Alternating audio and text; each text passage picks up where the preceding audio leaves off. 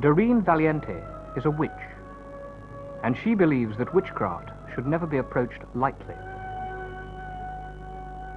The amount of silly dabbling in the occult that goes on today scares me. These people think that they're doing something terribly clever and terribly with it, and it's all great fun.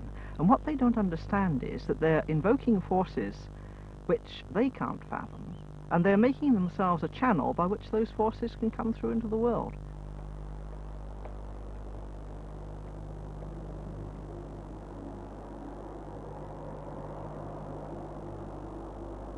The revival of public interest in witchcraft is one of those curious features of life today. But it's very difficult to get at the truth of what it's all about. On one estimate, there are 30,000 people practicing in witchcraft in this country alone. A more conservative figure would be 8,000. But even so, it's enough to make you think. Are there really dangers involved, or is it all just a delusion? And if it is just a delusion, why do so many really quite intelligent people half believe in it? Just what has been going on in this country since the last of the witchcraft laws was repealed in 1951?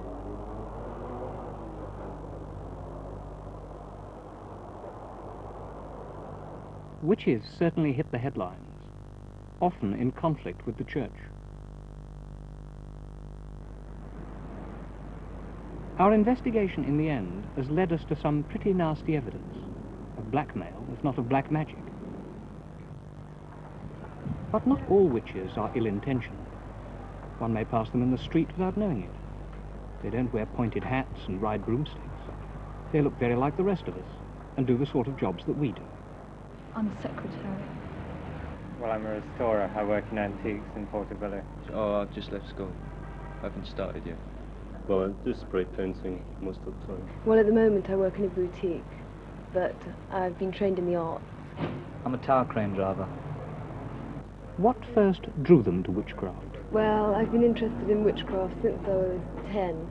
I got into it through fairy stories and things like that. Coming from Africa, I suppose I've always had a basic interest in magic and witchcraft and that.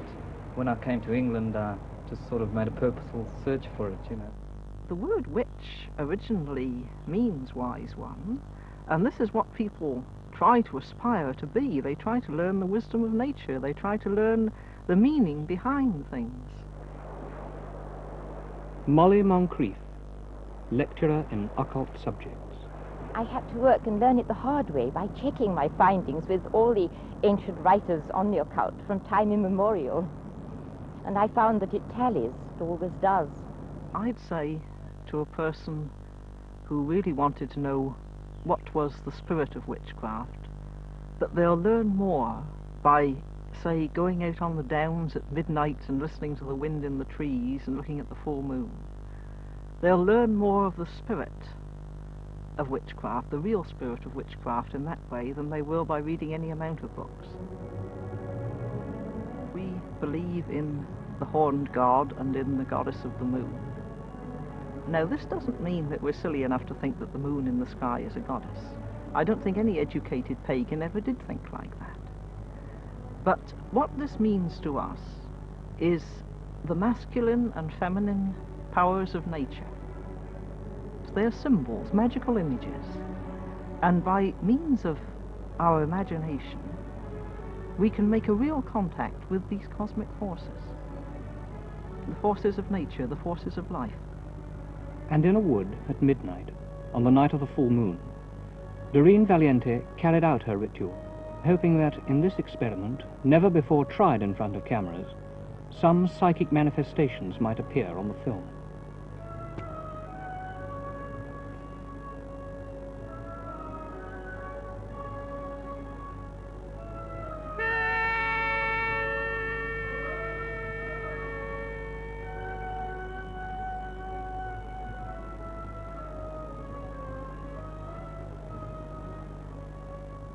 Diana of the rounded moon, the queen of all enchantments here, the wind is crying through the trees, and we invoke thee to appear.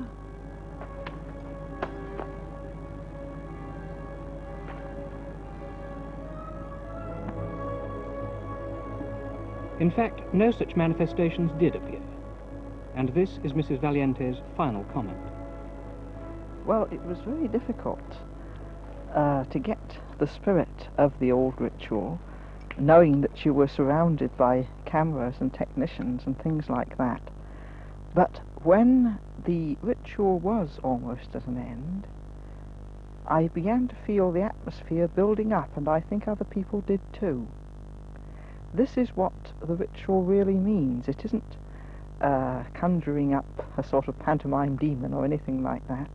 It is something which affects your inner mind and works itself out in your life and in your feeling and thought. To the old ones, merry meet, merry part. Witches often claim to put their powers to more specific use. Mrs. Eleanor Bone. And we believe if we set our minds on a thing, we're going to get it. You know, Paracelsus said that the beginning of all magical operations is determined imagination. And this is what we set out to do. Get a mental picture of the thing we wish to achieve, and in that way concentrate on getting it. And she and her coven concentrate mainly on the healing of the sick. She is herself a registered nurse. Now, the work we're going to do tonight is for a friend of mine, Helena. She's recently had a slipped disc and she's still suffering with a lot of pain in her back. Now, when we concentrate at the end, I want you to picture her cycling around the country lanes on her bicycle, you know, full of energy and full of life and really fit and well again. When we dance round chanting, we start slowly and we get quicker and quicker. Now, doing this, we're releasing a great deal of energy. At the same time, the chanting is setting up vibrations. Eco, eco, arida. Eco, eco, azara. Eco, eco, zamara. Eco, eco, without clothes, we're all equal. We came into the world with nothing, and so we're working that way. Of course, it's putting aside all worldly things in a purely spiritual act of worship. Alex Sanders is another witch, well known on television, who initiated his wife, Maxine. Blessed be thy womb, without which we would not be.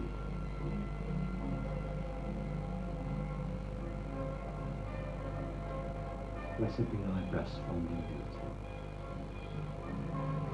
Blessed be thy lips that shall not say.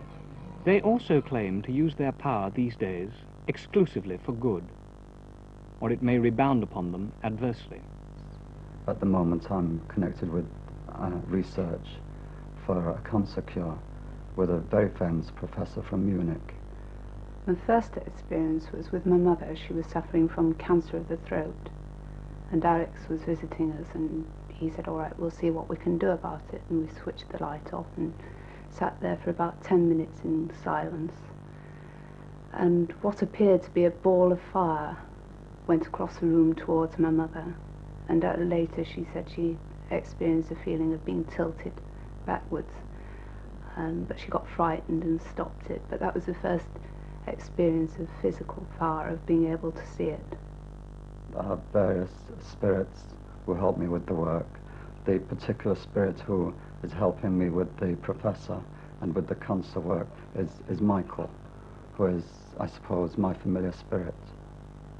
He helps me, been helping me now for 5-6 years, very reliable. The result of this cancer experiment is still to be published. But the view that today's suburban witches are the direct descendants of the witches who perished here and in Europe during the great witch persecutions is disputed by Keith Thomas, the historian and author of Religion and the Decline of Magic, who blames it all on a Scottish lady anthropologist, Miss Margaret Murray. I can say in all candor that there is no basis for that view, but her views have been very influential, and they can be found in debased form on every station bookstall in the land.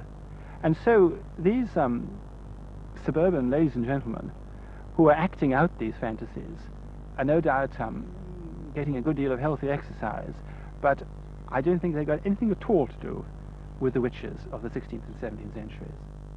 Yet, it was the claim of these earlier witches to contact the spirits and effect miraculous cures, which had brought them, like their modern counterparts, into collision with the Church. Though the Church in the Middle Ages was in the curious position of condemning witchcraft, when it was virtually in the business itself. The medieval Church had an elaborate repertoire of benedictions and consecrations designed to drive away evil spirits and give protection against fevers and floods and dangers of all kinds. And there were amulets, of course, for the individual Christian to wear. In addition, a great number of superstitions surrounded the sacraments of the Church, in particular the miracle of the Mass. It was thought that a communicant who didn't swallow the bread but took it away in his mouth was in possession of a really impressive source of magical power.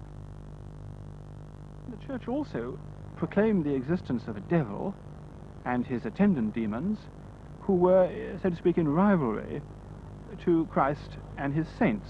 But the Church said that they had holy water and the sign of the cross and exorcism which would drive away demons and give protection against them.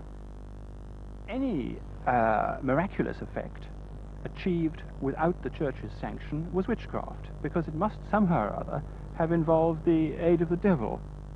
The effect of the Reformation was to reaffirm the reality of the devil and evil spirits and witchcraft, but to say that the Church's repertoire of protection was useless, that the sign of the cross and exorcism were powerless and indeed superstitious. In other words, the Protestants disarmed themselves in face of the old enemy. They also forbade counter-magic, popular charms against witches, and so they left the imaginary victim of witchcraft with no alternative but to prosecute the witch in the law courts. As far as the white witches were concerned, persecution was continuous and pretty ineffective, because I suppose there were probably as many white witches in 16th century England as there were parochial clergymen. As far as the black maleficent witches are concerned, we don't quite know, because not all the records of the assizes survive. The usual estimate which is made is that perhaps 1,000 witches were executed. This is said to be the skeleton of one of the witches of St. Osyth, executed at Chelmsford on July the 5th, 1589. Her body was nailed down to prevent her rising from the dead. Historically, the distinction between different kinds of witches, white and black, good and bad, has always been important. First of all, there were the village wizards, the wise men, cunning women, healers, charmers, fortune-tellers, who performed services for their clients, often for a fee, who helped them and were therefore, on the whole, rather popular in the villages and were regarded as white witches, and indeed often used some of the Church's prayers as part of their ritual. These survive in country districts to this day. Theo Brown, a research fellow in British folklore, prefers to call them charmers. From Minehead down to Bodmin Moor, I've known about 17 charmers. It may be purely coincidental, they're nearly all men. They don't like reporters or anything like that. They usually talk very freely to me, surprisingly so. In fact, on one occasion, I went to see a charmer. I was a complete stranger to him. He invited me into his house, sat me down in his parlour, looked at me very hard, and said, "You can do it, can't you?" William Painter is a Cornish bard, and his bardic name means searcher out of witchcraft. Quite recently I gave a talk to some 60 children on Cornish folklore at the Liscard Secondary Modern School. And at the end of my talk, during the discussion and questions, I was amazed when 4 children, each in turn, one said, "My grandfather can charm warts. My grandfather can charm ringworms in cattle. My grandfather can stop the flow of blood when anyone's badly cut."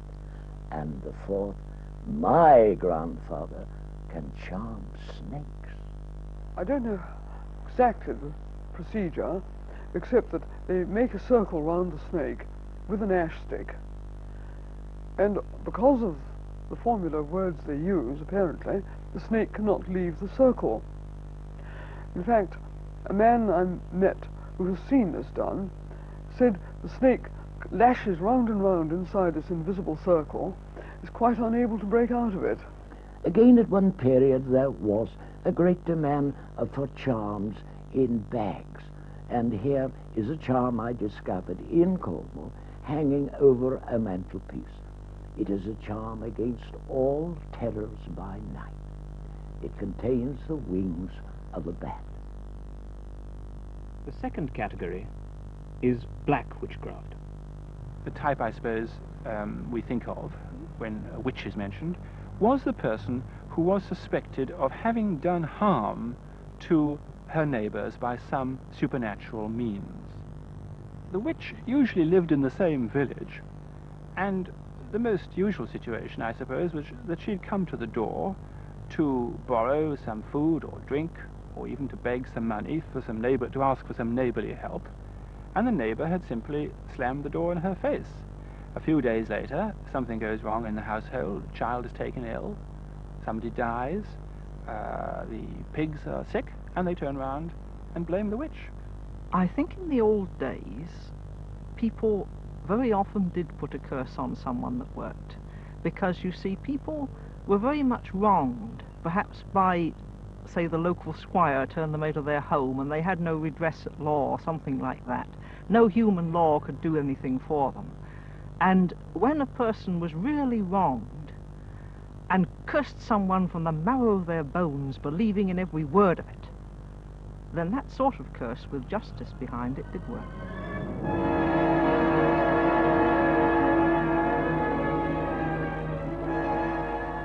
Nor are maleficent witches unknown today.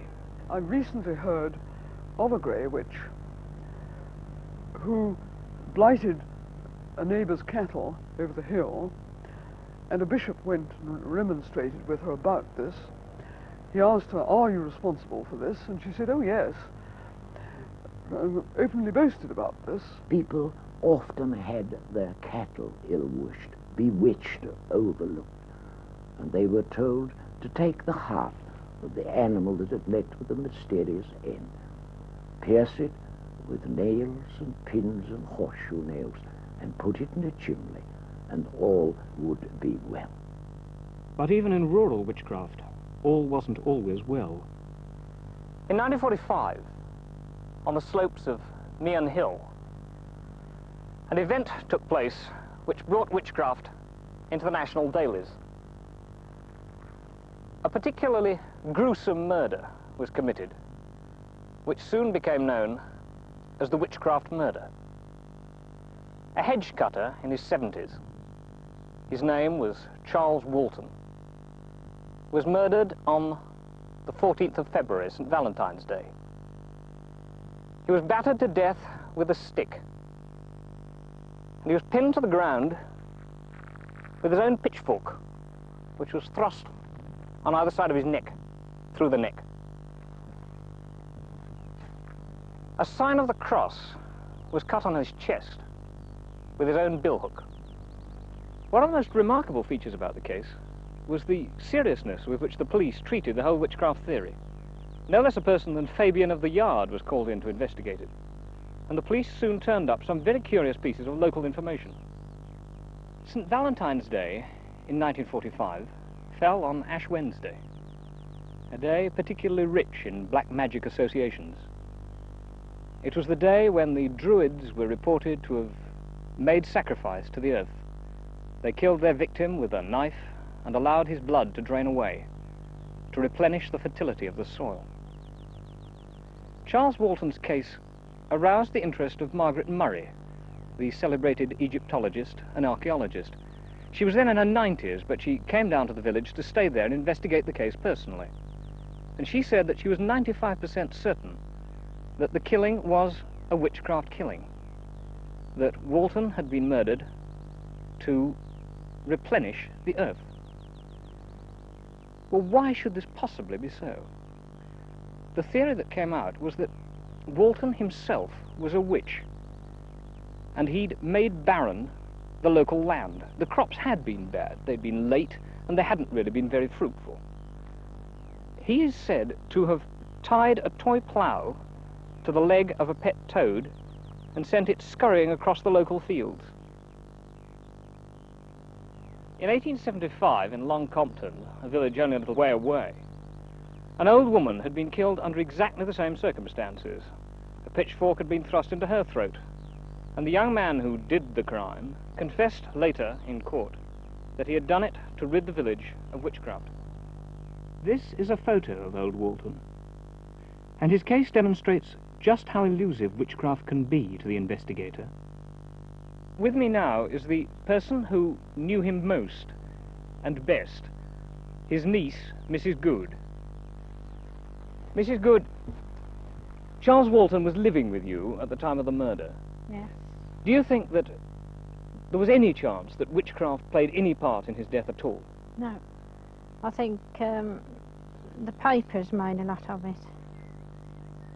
And I lived with him all my life, and I've never known such things. I think it's ridiculous, really, the things that were said. What did you think about the theories in the newspapers? And, what the paper said was very disturbing, because none of it was true. Warwickshire is supposed to have been one of the great centres of witchcraft. Did you ever meet a witch or know anything about witchcraft? No, never. I've never heard of it. I never remember them talking about witchcraft till this came along.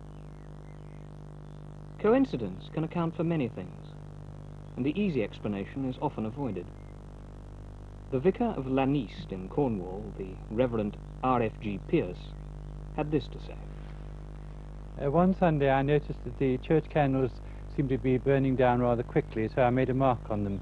The following Sunday I noticed that they had burnt down even more, so I went along to the police and said that I thought perhaps somebody was using the church during the week.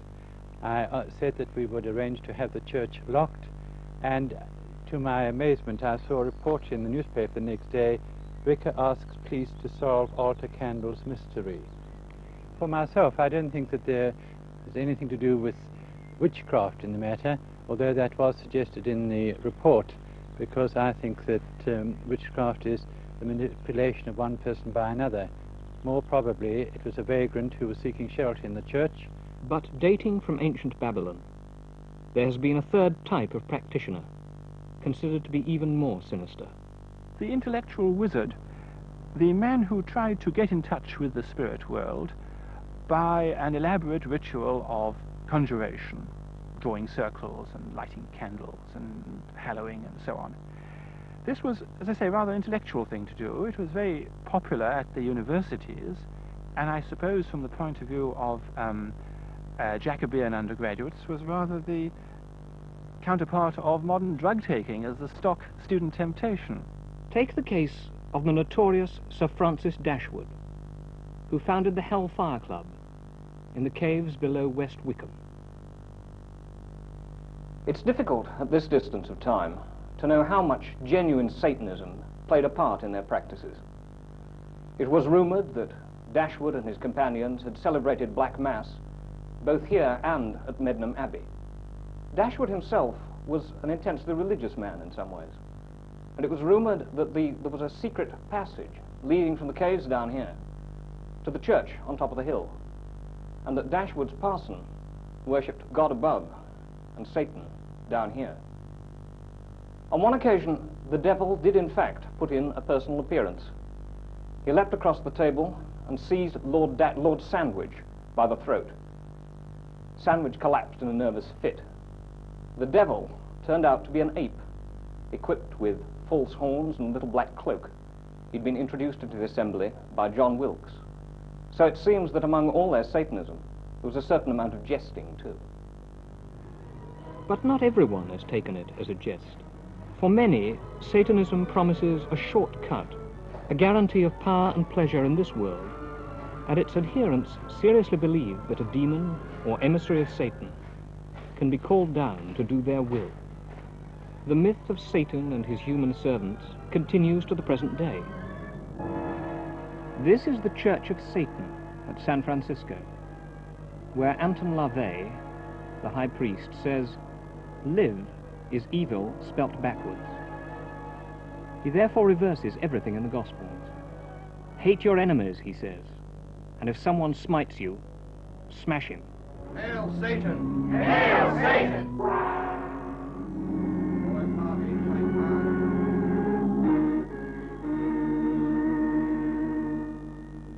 Behold, saith Satan, I have a circle on whose hands stand the 12 kingdoms.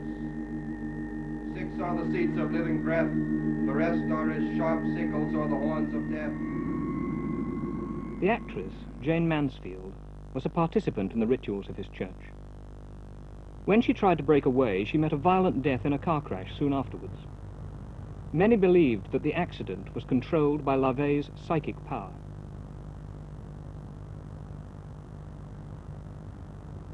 And when Charles Manson and his satanic family were found guilty of horrible ritual murders, the public realized that the gap between fantasy and practice had narrowed alarmingly. Also, it's been coming nearer home. The desecration of this cemetery at Basingstoke last Easter could, of course, have been the work of hooligans. But since it seemed to require such frenetic energy, Satanists cannot be ruled out.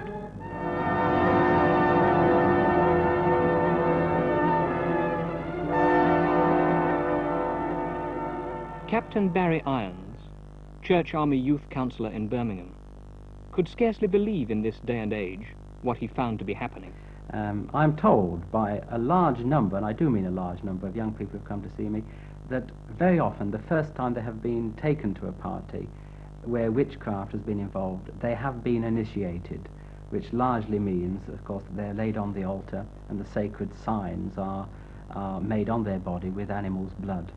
They do, of course, drink animal's blood too as part of the ceremony. Daphne Reeves, a nurse, was once a member of a black magic group. Well, I was working in London at the time, and I was sharing a flat with 3 other people. And 2 of them, one night, said, would you like to come to a meeting with us? I'm sure you'll find it interesting. And I did so. And it turned out to be a meeting of people who were practicing black magic. At first I was just an observer. It was very interesting, and I felt that I could perhaps learn something.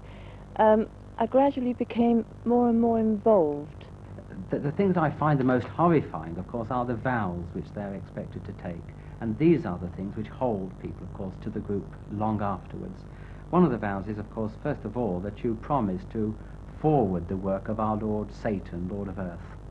The second thing is, of course, you vow to be loyal to the Abuddon, who is the leader of the coven. Another thing is that you must break the faith of a Christian. And this is interesting because a large number of the young people have been once members of the Christian church. And you do take a vow, which is a trophy, in fact, to break the faith of a Christian. And the last one, which is even more frightening and horrifying, that you will get a man of influence or responsibility into a compromising situation. And this largely means sexual activity, where through the photography and the taping of what goes on in a prearranged room, there is a hold on that person for blackmail, and in some sinister way, it is possible for certain people to have a hold on some of the decision-making of this country through such things as blackmail and witchcraft. There are many other practices, but I think these are the most horrifying. Now, this sounds a little bit unusual. It could be taken by many people as just not being on, but I'm afraid it is on. And once you start taking part in this as a young person, all this can be very mentally upsetting. I became aware of the intensity of my thought, which could be very evil and very effective. If you read old books and you imitate occult practices and you seek after the devil, there is a way in which you begin to think evil and be evil.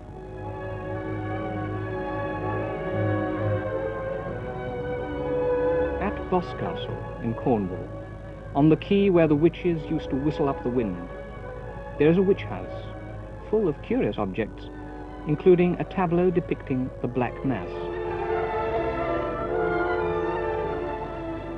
Its owner is Cecil Hugh Williamson, who gives his own account of what goes on behind the scenes of a seemingly innocuous organization. Today, we have got this very sound and practical system, which after all is the basis of all spy systems, and any Russian person running an intelligence service, or German or French, would recognize it at once. You've got the cell system, where the cell works, but it has its link man.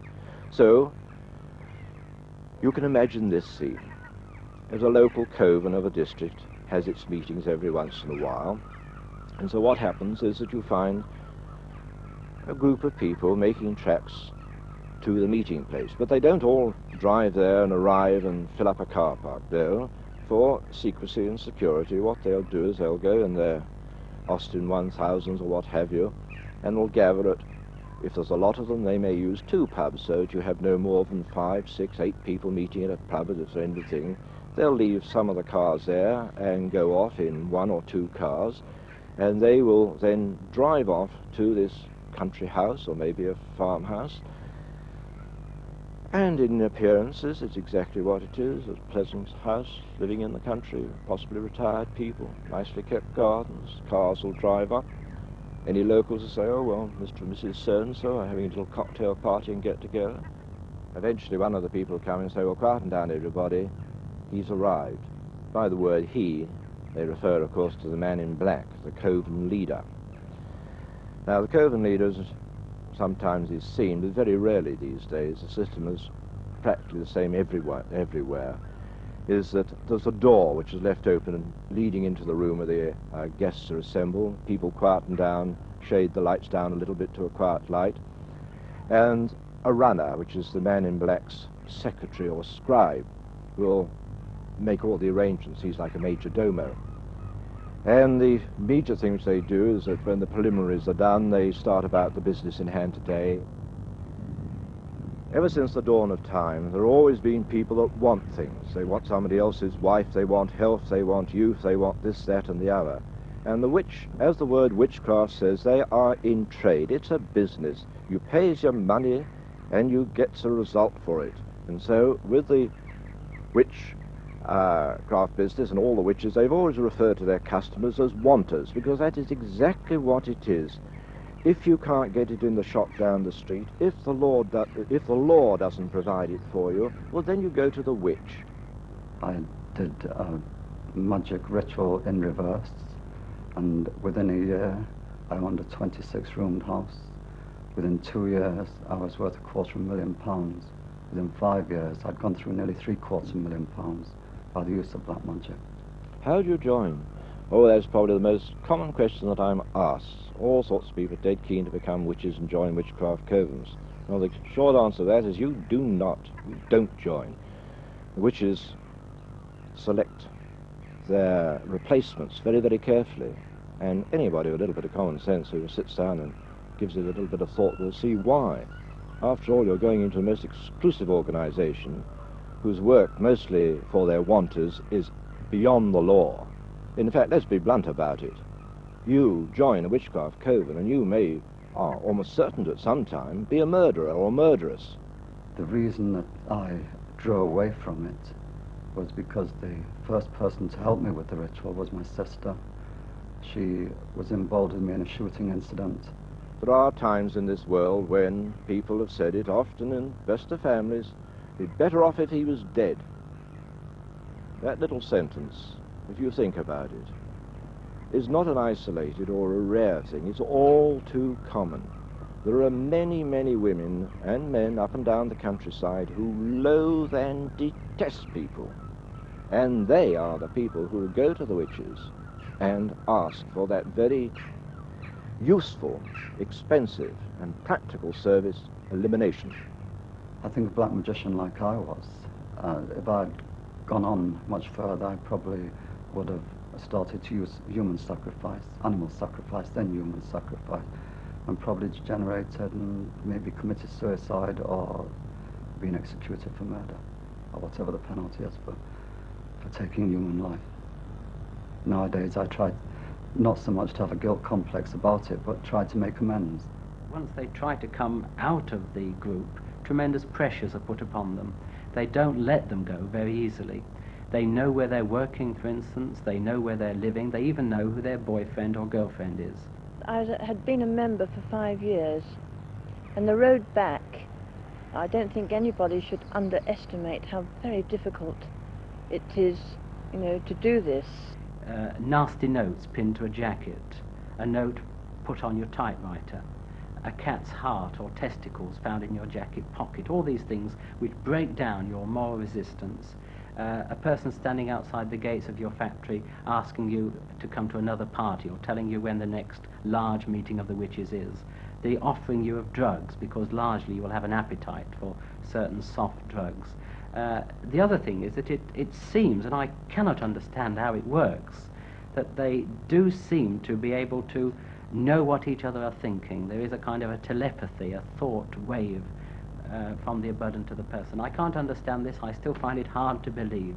Their power is great, and they have a very long arm, and I think that I don't think one can experience this and come away unscathed. I think something is bound to be left. You're bound to have scars. How do they eliminate a person?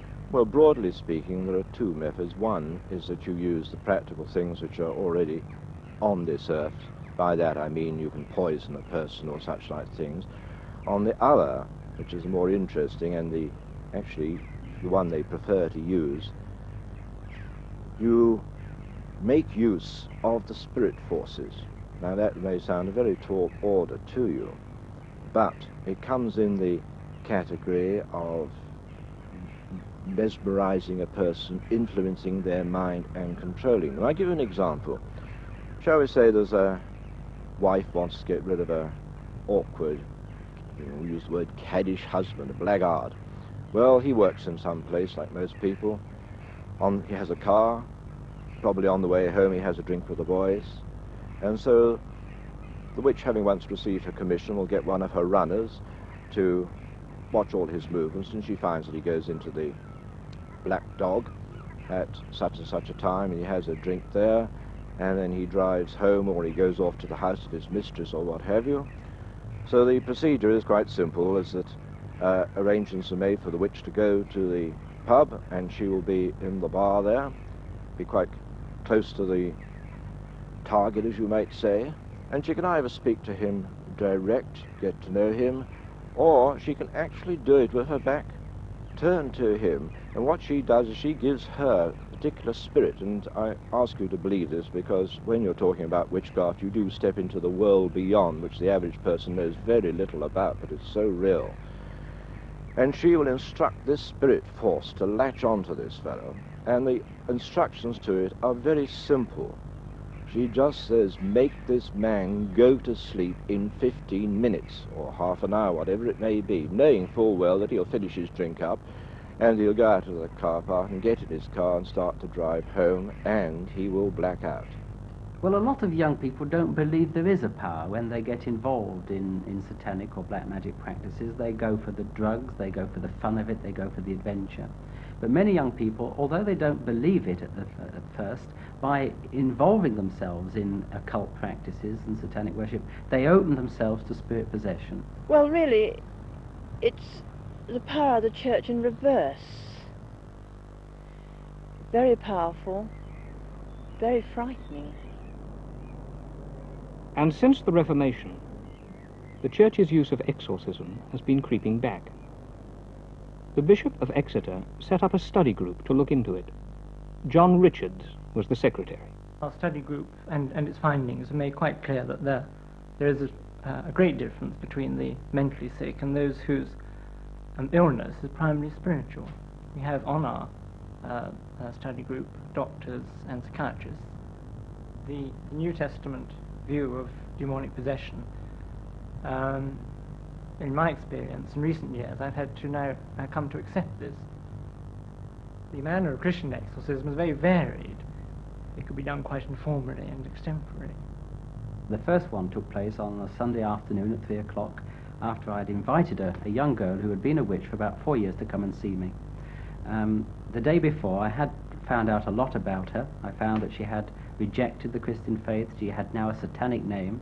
She was an Ephonite, which is a kind of a second order witch, and she had taken the vows and was very guilt-ridden about all that she had done, and she wanted help. I found also she had taken drugs. I found a lot about her family, and I was pretty convinced that she was possessed of something which was evil, and I felt compelled to do something for the girl. And what I did for her, I've done for many others since, in fact over 142.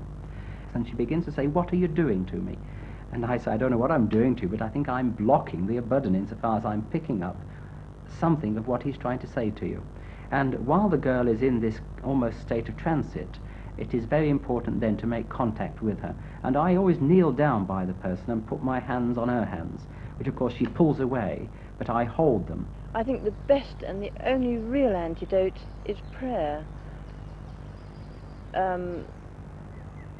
It is a very powerful weapon, as these people themselves realize, of course, and are frightened of.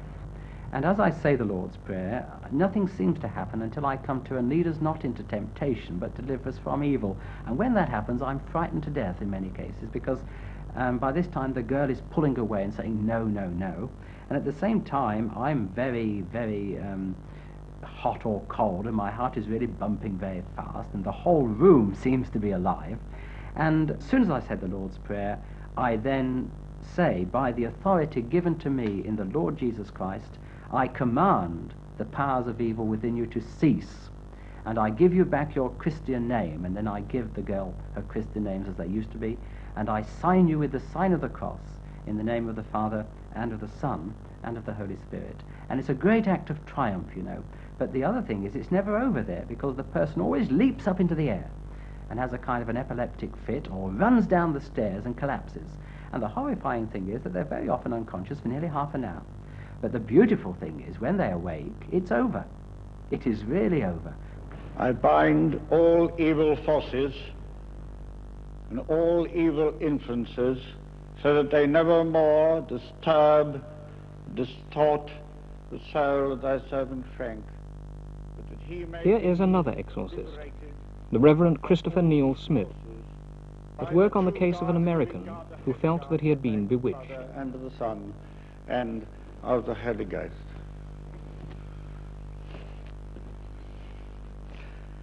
Let all witchcraft, sorcerer, and black magic fly from hence.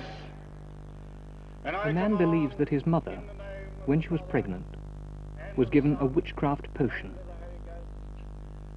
And I exorcise thee, every unclean spirit, by the true God, the living God, the holy God, that they may never more hold tyranny over thy soul, and give place to Christ, his power, his pardon, and his peace.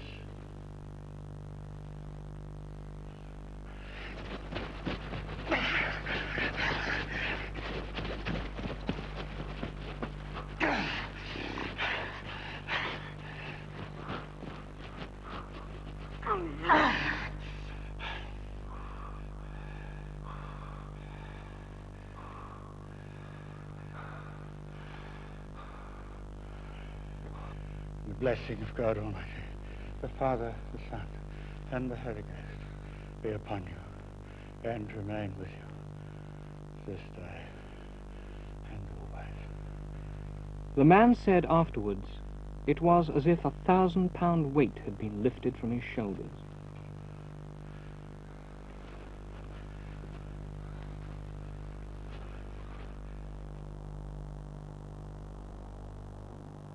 What then are we to conclude? Are witchcraft beliefs basically of the same order as Christian beliefs? Or are the witches practicing the oldest religion in the world, inheritors of a fertility cult dating back to man's first days on earth? Is there really a supernatural witchcraft power, something basic to the human race, which the modern world has lost? Or is it all self-delusion, hysteria, a kind of madness stemming from man's confused understanding of himself? Freud said of demons, "We speak as if they invade us from the outside, but demons are our bad desires, which have been repressed." Here is Irene Champagnat, a Jungian psychotherapist. Well, I'm very dubious about the word witch. could mean anything. I mean, sometimes people call me a witch if I have a hunch about something that's going to happen or something that they didn't think I knew, which is just purely an intuitive woman. Everybody's born with power. I think it's if they have the awareness. I think everybody can use this power, but they have to be aware of it or want to use it. I think there's really a feeling that there's a mysterious, spiritual side to life that can't be explained in scientific terms, and that they really are on the search for God, really. And I have a great respect for them, but in the search for God, they've tumbled on the devil quite often. And he gets in through the collective, just in the same way as God can get through the collective. Well, when I was a child, I always felt much closer to a great life force when I was out of doors, far closer than when I was in the four walls of any church.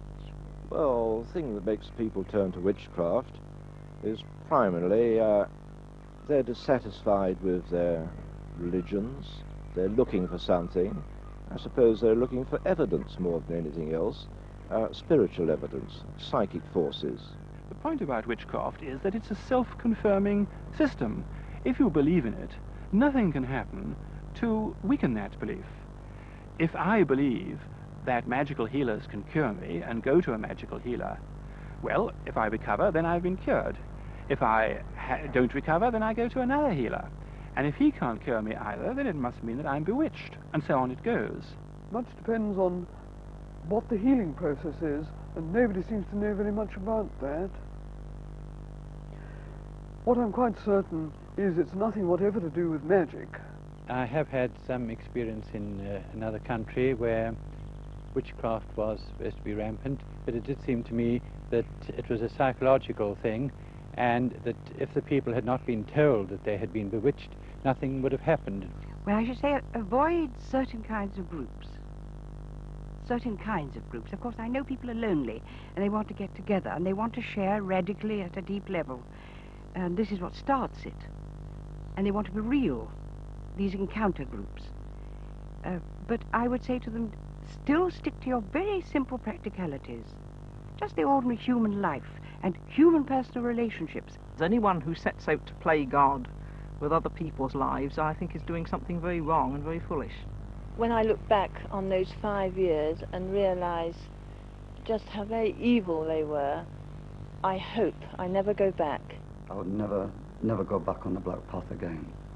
I've still got money in the bank from those days, over £137,000. I will never touch it. The danger at the moment is that many young people have rejected the Christian God and are seeking out old gods which are false, which are dangerous, and really will resort to their own ruination. Once you're in, you've sold your soul.